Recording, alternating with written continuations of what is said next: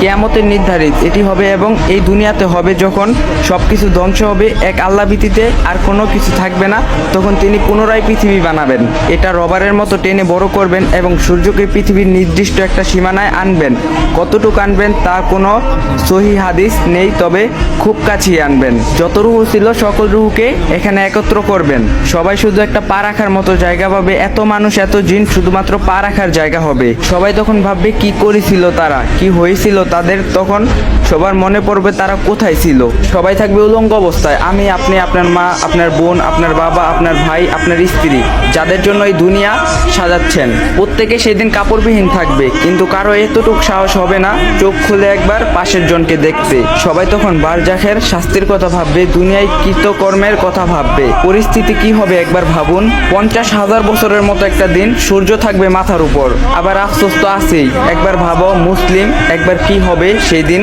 আজ গান শুনছেন, হারাম রিলেশন সম্পর্ক, সুদ খাচ্ছেন, গেম খেলে সময় নষ্ট করছেন, চোখ দিয়ে তাকিয়ে মজা নিচ্ছেন, নামাজ ছেড়ে দিচ্ছেন, দাড়ি কেটে ফেলছেন। আজ যেভাবে আল্লাহ তাআলাকে ভুলে গেছেন, আল্লাহ তাআলা সেদিন আপনাকে ওইভাবে ভুলে যাবে। এটা আল্লাহ নিজে বলেছেন কোরআনে। একবার ভাবো কি হবে ভয়ঙ্কর সেই দিন, যখন জাহান্নাম গর্জন করতে করতে আসবে। তখন সকল মানুষ গর্জন শুনে জ্ঞান হারিয়ে ফেলবে, যদিও তা 500 বছরের দূরত্ব থাকবে। কিছু মানুষ আফসোস করতে করতে নিজের আঙ্গুলের মাংস কামড়িয়ে গিলে ফেলবে। সে হাতের যন্ত্রণা অনুভব করবে না, শুধু আফসোস আর আফসোস করবে। যখন জাহান্নামকে তাদের সামনে হাজির করা হবে, পরিস্থিতি কি হবে একবার ভাবুন। নিজের মা, আপন মা, যে মা তার সন্তানকে ছাড়া দুনিয়াতে থাকতে পারে না, সে মা ওই জাহান্নামকে দেখার পর আল্লাহকে ঘুষ দিতে চাইবে। নিজের সন্তানকে বলবে, আল্লাহ আপনি আমার এই সন্তানটাকে নিয়ে নিন, তবু আপনি আমাকে জাহান্নামের আগুন থেকে রক্ষা করুন। আপন বড় ভাই, যে ভাই বোনের দিকে কেউ তাকালে চোখ তুলে নিত, সে ভাই বলবে, আল্লাহ আপনি আমার এই বোনকে নিয়ে নিন আর আমাকে এই জাহান্নামের আগুন থেকে রক্ষা করুন। যে স্ত্রীকে খুশি করার জন্য এত কষ্ট করেছেন,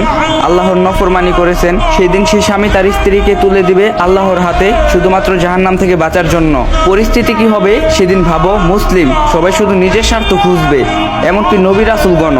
সূর্যের তাপ এত ভয়ঙ্কর হবে যে একদিকে উলঙ্গ অবস্থায় গরম আর অন্যদিকে দুনিয়ার কথা আর আফসোস করতে করতে ঘেমে যাবে, এবং সেই ঘাম হবে কারো হাঁটু সমান, কারো কোমর সমান, কারো গলা সমান, কারো কান সমান।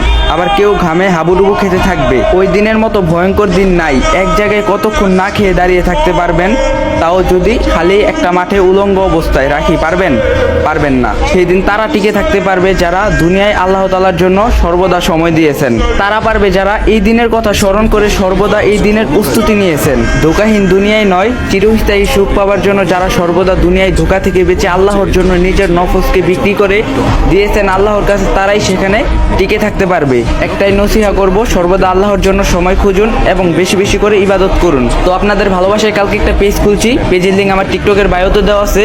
যারা যারা আমার মন থেকে ভালোবাসেন তারা আমার পেজটারে ফলো দিবেন, আর যদি ভিডিওটা ভালো লাগে like, comment, share and copy link করে দিবেন।